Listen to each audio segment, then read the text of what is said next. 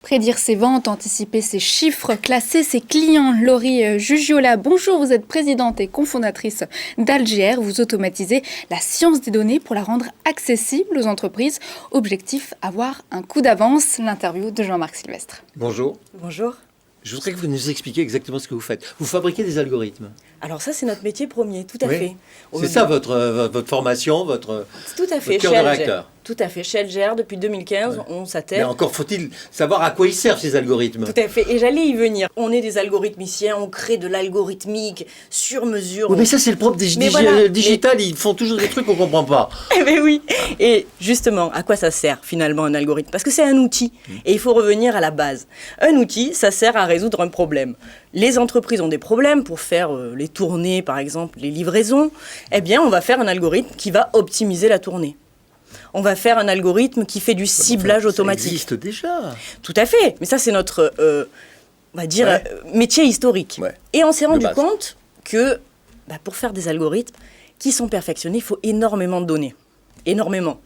Et les entreprises aujourd'hui, je vais vous le dire, parce que je vous aime beaucoup, Monsieur Sylvestre, mais elles en ont pas beaucoup.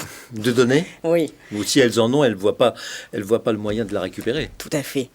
Et quand on doit traiter un problème avec un algorithme, il faut des données qui soient liées au problème.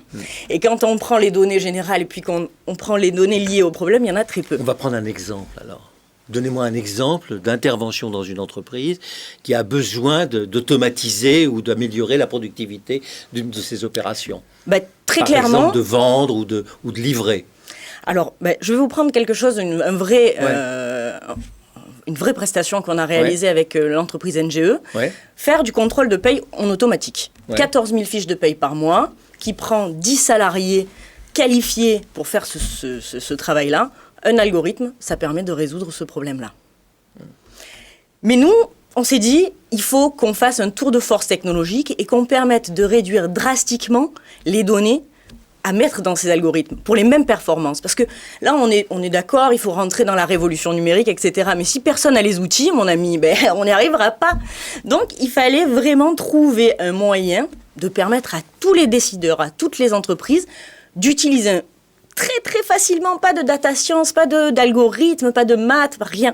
Juste, on met son fichier de données sur Internet, sur un SaaS, un bureau en ligne, et on a son rapport de ses ventes, son chiffre d'affaires, ses clients.